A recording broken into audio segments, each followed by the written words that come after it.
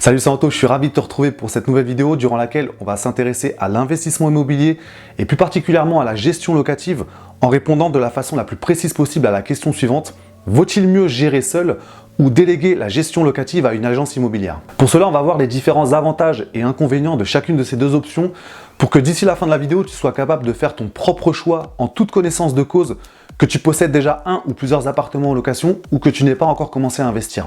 À titre personnel, j'ai testé les deux méthodes, mais je vais vraiment essayer d'être le plus objectif et neutre possible en te présentant ces différents avantages et inconvénients avant de te donner en fin de vidéo mon point de vue personnel. Mais avant de rentrer dans le vif du sujet, une énorme mise en garde pour toi: ne délègue jamais quelque chose que tu ne connais pas dans les moindres détails. Donc concrètement, avant de prendre la décision de déléguer quelque chose à une tierce personne, il est vraiment de ta responsabilité de te former sur le domaine en question pour savoir exactement ce que tu vas déléguer. Je peux t'assurer que ce principe va littéralement te sauver dans tous les domaines et encore plus lorsqu'il s'agit de finances. Par exemple, si tu décides de déléguer la comptabilité de tes appartements à un expert comptable, assure-toi au préalable d'en maîtriser au moins les bases pour vraiment avoir un œil avisé sur ce qu'il va faire. Dans un autre domaine, avant de confier un chantier de rénovation à un artisan, prends le temps de te former pour au moins parler le même langage, parce que c'est vrai que c'est un langage assez particulier, tout ce qui touche au bâtiment, ce qui va vraiment te permettre de montrer à l'artisan que tu seras vigilant et que tu auras encore une fois un œil avisé sur la prestation qu'il va être capable de t'apporter. Et enfin, si tu décides de confier ton argent à un conseiller en gestion de patrimoine pour qu'il le place en bourse, ne lui fais pas une confiance aveugle, prends le temps de te former sur la bourse pour au moins connaître les bases, ce qui permettra encore une fois d'avoir un œil avisé sur ce qu'il fait et d'éventuellement lui permettre de corriger le tir si tu n'es pas satisfait de ce qu'il met en place. En bref, tu te dois de montrer que tu n'es pas le premier venu et que tu comprends ce que tu délègues pour, dans un premier temps, et je le répète, avoir un œil avisé, et dans un deuxième temps, montrer à la personne à qui tu délègues quelque chose qu'elle aura réellement des comptes à te rendre. Et si on en revient au sujet de la vidéo d'aujourd'hui, à savoir la gestion locative, avant même de te poser la question de savoir si tu vas gérer seul ou déléguer la gestion à une agence immobilière, prends le temps de te former pour au moins connaître précisément les bases, à savoir comment faire un état des lieux, comment rédiger un bail, comment faire un inventaire si c'est du meublé que tu fais, comment rédiger une annonce, comment prendre des photos qui sont vraiment percutantes pour avoir le maximum de chances d'avoir des locataires qui viennent à toi. Donc vraiment, prends le temps de te former. Encore une fois, c'est ce qui va te permettre après, si tu décides de déléguer la gestion à une agence immobilière, d'avoir un œil réellement avisé, te permettre de leur dire à un moment donné: attention, c'est pas ce que je vous ai demandé, je vous ai demandé plutôt ceci ou cela. Donc c'est vraiment, comme je disais tout à l'heure, la faculté que tu auras de montrer que tu n'es pas le premier venu et que tu sais exactement ce que tu délègues. Je peux t'assurer qu'en faisant ça, déjà, on te prendra plus au sérieux. Et comme je disais aussi tout à l'heure, la personne en face va se dire: ok, avec cette personne-là, j'ai réellement des comptes à rendre. Et inconsciemment, la personne à qui tu délègues va prendre les choses beaucoup plus au sérieux que si tu venais en montrant finalement que tu ne connais pas grand-chose par rapport au domaine que tu délègues. Et là, clairement, pas d'excuse, parce que tu peux trouver aujourd'hui gratuitement sur Internet tout ce qu'il te faut dans le domaine de la gestion locative pour te former sur ce sujet. Donc, c'est simplement une question de volonté, de savoir quelle image tu veux renvoyer à la personne à qui tu vas éventuellement déléguer la gestion locative de tes appartements.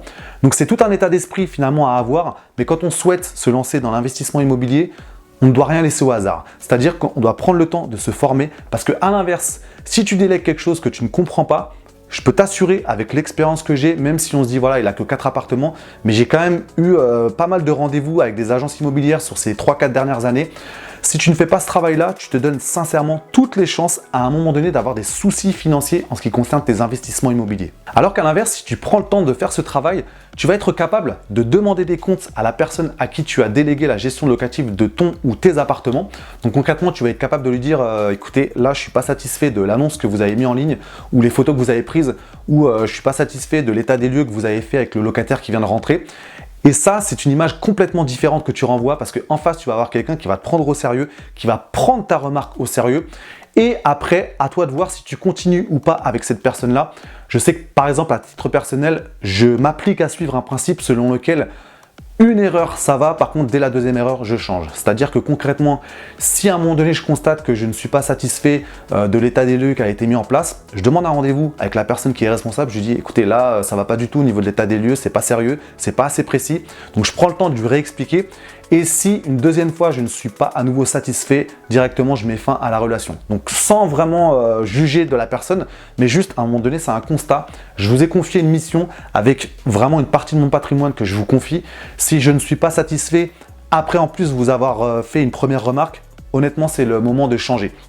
Donc voilà, ça c'est après, chacun fait comme il veut, mais je sais que ce principe-là m'a permis de sortir de pas mal de pièges financiers et je te réexpliquerai tout à l'heure dans la fin de la vidéo mon point de vue strictement personnel par rapport à la gestion locative. Mais voilà, vraiment pour insister là-dessus, prends les choses au sérieux. Quand on investit dans l'immobilier, on ne doit rien laisser au hasard. Prends le temps de te former si ce n'est pas encore fait.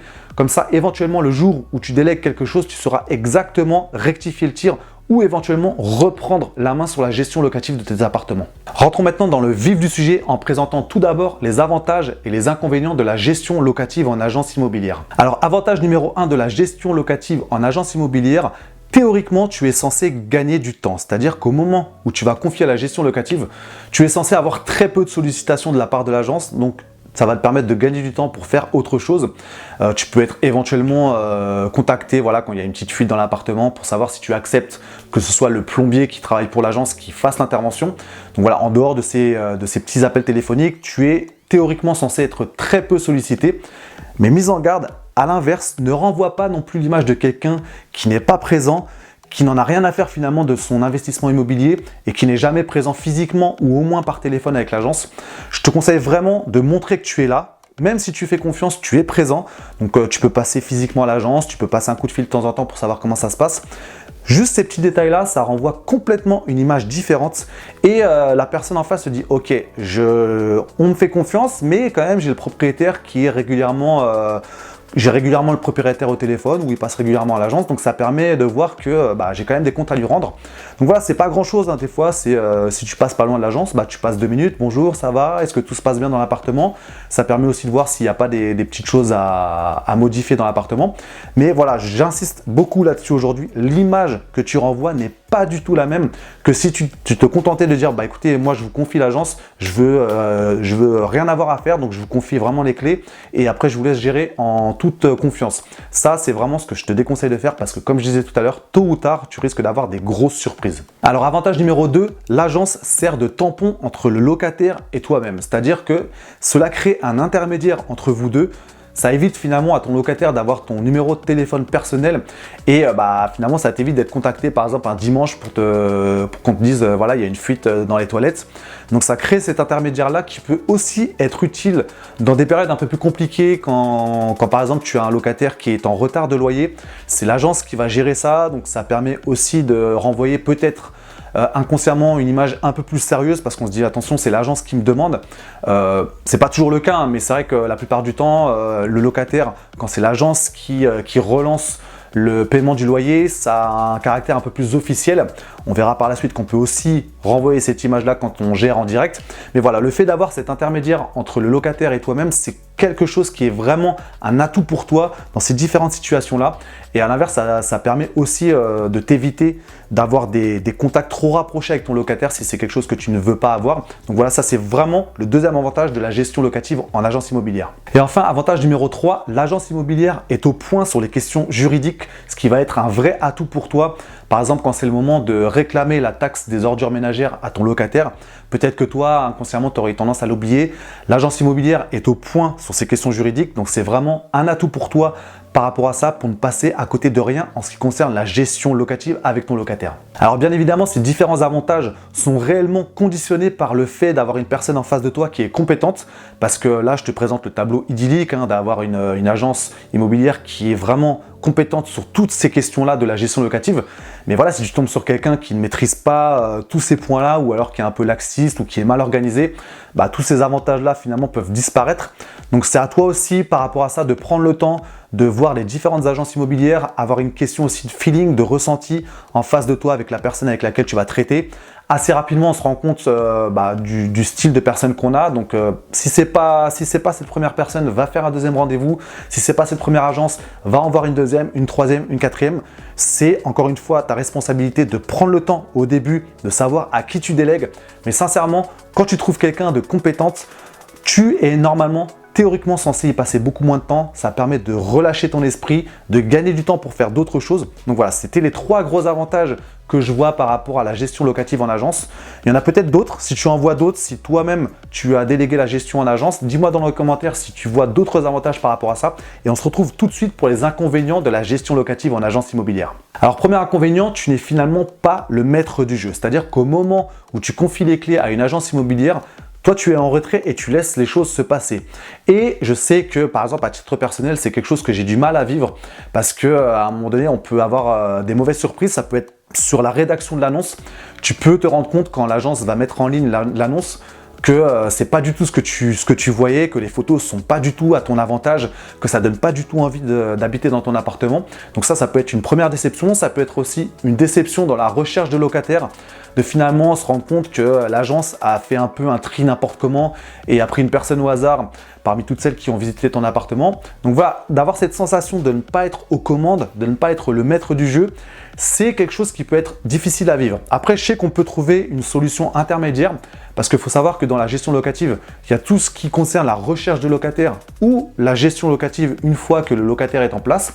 Et tu peux trouver un entre-deux, c'est-à-dire que tu peux dire, écoutez, moi je vais m'occuper de la recherche de locataires, je vais mettre moi-même les annonces, je vais prendre moi-même les photos, je vais faire moi-même les visites jusqu'à trouver un locataire qui me convient. Et après, je vais vous confier la gestion locative une fois que le locataire est en place. Ça, c'est un très bon compromis pour finalement se dire je suis quand même le maître du jeu pour savoir qui va habiter dans l'appartement. Et après, une fois que la personne est dedans, je peux confier la partie locative, gestion locative à l'agence. Donc voilà, ça c'est vraiment le premier inconvénient que je vois, de ne pas se sentir finalement maître du jeu alors que c'est quelque chose qui te tient particulièrement à cœur. Inconvénient numéro 2 et pas des moindres, cela va grandement diminuer ton cash flow parce que entre les honoraires de gestion locative qui tournent entre 6 et 9% du montant hors taxe du loyer, les honoraires de mise en location, donc tout ce qui est rédaction du bail, état des lieux, éventuellement inventaire si c'est du meublé, qui peuvent souvent représenter 1 mois de loyer. Donc c'est-à-dire qu'à chaque fois que tu mets un nouveau locataire, tu vas perdre 1 mois de loyer par rapport à ça. Également, tout ce qui touche à des frais un peu cachés, donc par exemple des frais de virement si tu souhaites avoir ton loyer qui est fait par virement. C'est de l'histoire vécue, hein. À un moment donné, on m'a demandé des frais juste pour recevoir le loyer par virement. Alors que si j'allais récupérer le chèque ou si je le recevais par la poste, il n'y avait pas de frais. Donc voilà, c'est vraiment après ta responsabilité de décortiquer le mandat de gestion, de voir toutes les lignes, tous les montants qui vont y être indiqués pour savoir exactement ce que tu vas payer et savoir combien ça va impacter sur ton cash flow. Donc voilà, ça c'est vraiment le deuxième gros inconvénient, cela diminue grandement ton cash flow. Inconvénient numéro 3, tu as de nombreux locataires qui finalement rechignent à louer un bien qui est géré en agence en raison des frais parfois exorbitants quand on additionne le montant du premier loyer, le dépôt de garantie et surtout les honoraires de gestion, ça peut faire une somme assez importante. Donc tu peux te retrouver finalement à passer à côté de pas mal de locataires qui se disent je préfère me concentrer sur des appartements qui sont gérés en direct propriétaire. Donc ça c'est un inconvénient à vraiment prendre en compte quand tu décides de confier la gestion à une agence. Quatrième inconvénient, il faut garder à l'esprit que tu auras un décalage de loyer entre le moment où le locataire va payer son loyer à l'agence et le moment où l'agence va verser ce loyer sur ton compte, parce que voilà, le loyer du locataire doit transiter par le compte de l'agence. Donc ça, c'est un inconvénient qui n'est pas trop important, mais c'est important de garder ça à l'esprit pour se dire, voilà, je sais que je vais avoir un décalage de quelques jours ou une semaine entre le paiement du loyer du locataire et le moment où ça va être versé sur mon compte. Et enfin, inconvénient numéro 5, et pas des moindres, tu auras beau trouver la meilleure agence immobilière du monde, tu ne seras finalement qu'un dossier parmi tant d'autres. Donc tu ne seras qu'un appartement parmi des dizaines, voire des centaines d'appartements qu'ils auront à gérer. Et ça a finalement un impact assez important en termes de priorité parce que si on fait la comparaison, la personne en face de toi, même si elle est hyper compétente, elle ne prendra jamais autant à cœur les choses que si c'était son propre appartement. Parce que toi, c'est ton appartement, tu es impliqué dedans. En face de toi, tu as juste un professionnel de la gestion locative qui gère ton appartement au même titre que les dizaines ou centaines d'autres. Et ça fait toute la différence à un moment donné dans le travail que tu vas mettre dedans, le cœur que tu vas mettre à l'ouvrage pour vraiment faire en sorte que ça se passe de la meilleure façon possible. Passons maintenant aux différents avantages et inconvénients de la gestion locative en direct. Avantage numéro 1, un cash flow beaucoup plus important parce que là, tu vas éviter tous les frais liés à la gestion locative en agence et tu peux quasiment ramener tout ça à 0 € par mois. Tu peux Tu peux vraiment le faire toi-même sans passer par aucun service, que ce soit des applications sur Internet de gestion locative. Tu peux vraiment le faire à l'ancienne avec un tableau Excel, avec des documents Word que tu tapes toi-même.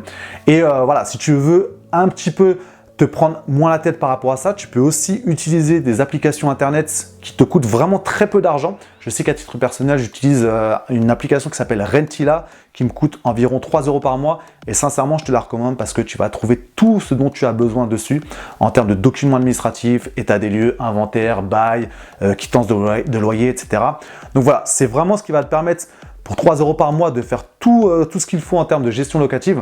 Et voilà, en dehors de ça, tu n'auras pas d'autres frais par rapport à ça. Donc ça va largement augmenter ton cash flow par rapport à une gestion locative en agence. Donc ça, c'est réellement le plus gros avantage que je vois à la gestion locative en direct. Avantage numéro 2, quasiment aussi important, tu es vraiment le maître du jeu. C'est-à-dire que toutes les décisions, c'est toi qui vas les prendre. Que ce soit la rédaction de l'annonce, la prise des photos, les visites, la sélection du profil du locataire que tu vas mettre en place dans l'appartement, l'état des lieux, le bail, tout ça, c'est toi qui vas le décider. C'est toi qui vas prendre les vraies décisions. Et ça peut faire une grosse différence par rapport à une gestion locative en agence parce que, voilà, après ça dépend de ton sentiment personnel, mais le fait de s'impliquer réellement dans son appartement en sachant que voilà, c'est quelque chose qui t'appartient, dans lequel tu as mis de l'énergie, tu as mis de l'argent, tu as fait les efforts pour obtenir cet investissement immobilier, le fait d'être aux commandes, de prendre les vraies décisions, ça te responsabilise à 100%. Et ça permet aussi de prendre les choses au sérieux en se disant attention, il ne faut pas que je me trompe, j'ai 4 profils de locataires, je vais prendre du temps pour trier, pour regarder vraiment lequel de ces locataires je vais choisir. Et comme je disais, ça permet vraiment d'avoir une autre approche, un autre état d'esprit, vraiment assumer ses choix. Et c'est quelque chose, en tout cas personnellement, qui me tient réellement à cœur, de me dire voilà, j'ai fait l'effort d'acheter un appartement, de le mettre en location, je veux être aux manettes, c'est moi qui veux prendre mes vraies décisions. Comme ça, à l'inverse, si je ne suis pas satisfait, je peux m'en prendre qu'à moi-même. Et voilà, si j'ai une annonce qui ne marche pas très bien, c'est à moi de la décortiquer, c'est à moi de la modifier. Et finalement, ça change complètement ton approche. Tu prends les choses beaucoup plus au sérieux. Comme je disais au début de la vidéo, quand on se lance dans l'investissement immobilier, il ne faut rien laisser au hasard. Prendre ses décisions, se former. Et ce deuxième avantage de se dire, voilà, je suis aux manettes, c'est moi qui prends mes décisions, ça peut faire une grande différence par rapport à une gestion locative en agence. Et enfin, avantage numéro 3, d'assurer toi-même la gestion locative de tes appartements. Tu mets réellement les mains dans le cambouis. C'est-à-dire que tu vas apprendre tous les détails de la gestion locative. Ça va vraiment te permettre, au fur et à mesure de ton aventure immobilière, de gagner en compétences et de sortir finalement de ce discours de marchand de rêve qui te font croire que voilà, il suffit d'acheter un appartement, de le mettre en location et d'encaisser l'argent tranquille sans avoir rien à faire. Non, non, toi, tu vas être dans la vraie vie. Tu vas voir ce que c'est de gérer un appartement, de gérer des locataires. Et comme je disais, ça va grandement te servir au fur et à mesure de ton aventure immobilière. Passons maintenant aux inconvénients de la gestion locative en direct. Donc, inconvénient numéro 1, ça peut être chronophage. C'est-à-dire que voilà, ça peut te prendre du temps. Tu peux être parfois appelé même le week-end, samedi, dimanche, parce que souvent on prend cet exemple parce qu'il y a un WC qui fuit. Voilà, ça fait partie du jeu. Tu peux être contacté à n'importe quel moment. Donc, ça peut prendre du temps. Ça prend du temps aussi de faire les visites, de sélectionner les locataires, de téléphoner à des artisans en disant voilà, j'ai un problème dans l'appartement, il y a le toilette qui fuit ou alors il y a un truc qui est cassé. Donc voilà, ça prend du temps, ça fait partie du jeu. Donc c'est vraiment le premier inconvénient à prendre en compte pour pas croire que voilà, je gère en direct, mais finalement ça va pas me prendre trop de temps que ça. Si, ça prend du temps. Mais encore une fois, garde en tête que ça fait juste partie du jeu. Inconvénient numéro 2 de la gestion locative en direct, ça va te demander une grosse capacité d'organisation parce que finalement, tu vas t'occuper de toute la partie administrative. Ça va aussi te demander de rester à l'écoute des différentes modifications de loi en ce qui concerne la location. Mais voilà, c'est vraiment des choses que tu peux être capable de faire. Ça dépend juste de ta façon de t'organiser. Tu peux apprendre beaucoup de choses, tu lis des articles, tu regardes des vidéos, tu vas te former par rapport à ça. Tu vas au fur et à mesure savoir comment t'organiser. Donc voilà, c'est vraiment les deux inconvénients que je vois par rapport à la gestion locative en direct. Mais c'était important pour moi de te les présenter pour pas te faire croire qu'il n'y a que des avantages à gérer en direct ces appartements. Et surtout, comme je le dis régulièrement, il faut juste garder à l'esprit que ça fait partie du jeu. C'est-à-dire que si un locataire t'appelle un dimanche, ça fait partie du jeu. Si tu dois passer 3 heures aujourd'hui à faire ta comptabilité, ça fait partie du jeu. Si tu dois passer 2 heures aujourd'hui à lire un livre par rapport à la fiscalité des appartements, la location meublée ou nue, ça fait partie du jeu. Quand tu as cet état d'esprit-là, ça te permet de prendre du recul, de ne pas stresser, de dire ok, de toute façon, j'ai pris la décision de gérer moi-même, je ne peux pas me plaindre, ça fait partie du jeu. Donc voilà, je bosse en fait, je taffe, je fais ce qu'il faut. S'il faut que je passe 2-3 heures à décortiquer la fiscalité, je le fais. Donc voilà, cet état d'esprit-là, c'est hyper important quand tu décides finalement de gérer toi-même. Tu te dis voilà, ça fait partie du jeu, ça te permet de te déstresser et finalement d'être beaucoup plus serein au quotidien pour gérer efficacement tes appartements. Voilà, maintenant on a décortiqué les avantages et les inconvénients de la gestion locative en agence immobilière et de la gestion locative en direct. Je vais maintenant te présenter ma vision personnelle en sachant que j'ai aujourd'hui 4 appartements en location et que comme je te disais en début de vidéo, j'ai testé les 2 méthodes. Donc ça va me permettre de te donner mon point de vue personnel sans non plus te l'imposer. Après, ce sera à toi de faire en fonction de tes opinions personnelles, de tes convictions. Mais ça me permettra aussi voilà, de partager mon expérience en la justifiant, parce que je ne vais pas simplement me contenter de dire « ouais, moi je fais ça, je te conseille de faire la même chose ». Non, je vais aussi justifier pourquoi j'ai choisi cette façon de fonctionner pour qu'après, encore une fois, tu puisses prendre tes propres décisions. Alors pour te parler un petit peu de mon parcours, j'avais confié la gestion de mon premier appartement à une agence immobilière qui ne m'a pas du tout donné satisfaction, il y avait plein de trucs qui n'allaient pas. Donc après, j'ai trouvé une deuxième agence qui était beaucoup plus compétente, j'étais vraiment content de son travail. Mais finalement, j'ai décidé de reprendre moi-même la gestion locative de ce premier appartement et des 3 appartements suivants. Donc aujourd'hui, je gère moi-même mes 4 appartements et ceci pour 2 raisons principales. C'est vraiment, comme je te disais, important pour moi de justifier cette décision auprès de toi pour qu'après tu puisses faire ton propre choix en toute connaissance de cause. Donc la première raison, c'est que tout simplement, je suis maître du jeu. Et ça, c'est important pour moi d'avoir ce sentiment de prendre moi-même mes propres décisions, surtout en ce qui concerne la recherche de locataires parce que j'estime que j'ai encore du mal à confier à quelqu'un la responsabilité de trouver un locataire pour habiter dans mes appartements. Donc voilà, j'ai cette sensation d'être maître du jeu, c'est important pour moi. Et la deuxième raison, c'est que ça me permet de comprendre exactement tous les détails de la gestion locative. Ce qui me permet finalement, le jour où je vais décider à nouveau de confier la gestion à une agence immobilière, de savoir exactement ce que je vais confier et d'avoir un œil avisé sur la personne qui va prendre la gestion de mes appartements. Donc voilà, c'est vraiment les 2 raisons qui me permettent aujourd'hui de me dire je préfère gérer moi-même mes appartements que déléguer la gestion à une agence immobilière. Et si un conseil que je peux te donner aujourd'hui, c'est vraiment de commencer ta carrière d'investisseur immobilier en gérant toi-même tes appartements. Jusqu'à en avoir 5, 10, 15, donc peu importe ton objectif, mais au bout d'un moment, ça va être compliqué au niveau du temps. Mais vraiment, toute cette première phase-là de ta carrière d'investisseur immobilier, prends le temps de faire toi-même les choses, de prendre les choses en main et de gérer toi-même tes appartements.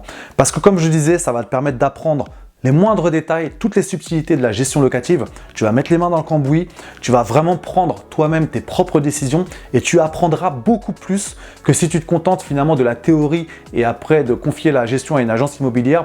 Sincèrement, en prenant toi-même les choses en main, en gérant toi-même tes appartements, tu vas réellement monter en compétence et le jour où tu en auras marre, où tu auras envie d'avoir du temps pour faire autre chose, tu pourras déléguer tranquillement à une agence parce qu'en plus, tu seras capable de juger son travail et de rectifier le tir éventuellement.